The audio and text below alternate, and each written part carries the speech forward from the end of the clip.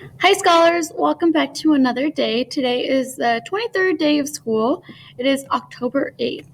We are going to be moving on to lesson 11 for wit and wisdom. For today's lesson, we're going to begin by reviewing our essential question, our focusing question, and our content framing question. Once you have done that, we are going to move on to looking at and being able to recognize text features. So text features are just different things that you would find in a book. So here are some examples. Print features, such as a glossary or table of contents. There's organizational aids, such as headings. That's just like the bigger words that you see on top of a page, or visual aids, such as illustrations, like all the pictures in a book, or charts that they might have, which we know that Circulatory Story has a bunch. So for this portion, I just want you to open up to pages 8 through 13 and just note some text features that you see on those pages. Moving on, the majority of our lesson is going to be rooted in this handout. It's handout 9B. So you are going to look for, we're going back to figurative language. So we're going to look for figurative language in the book, and you are going to just interpret that and say what they're actually trying to tell you. So I will do a quick example with you guys. And like I said, this will be the majority of our lesson. You're just going to go through the book and find different examples of figurative language.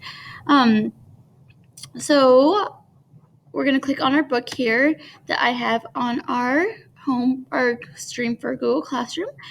And we are going to look for text features. So the first one that I'm going to find is right on this, on the 6th page. It is saddle up that cell. So our first sentence says, see the red thing that looks like an inner tube without the hole? It's an erythrocyte, and it's one of the 3 cellular components or formed elements of blood. Well, we know that blood is actually not a red inner tube as pictured here, so that would be figurative. What they're really trying to tell us by that red inner tube is that it is a red blood cell. So we are going to go back to our chart.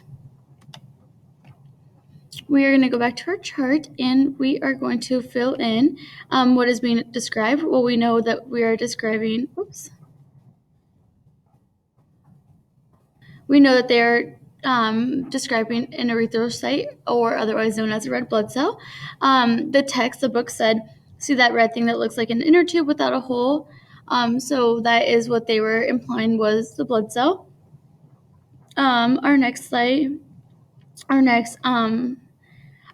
column is, what is the source of the evidence? So it was on the Circulatory Story, page number 6. And the last part is, what does it help us understand?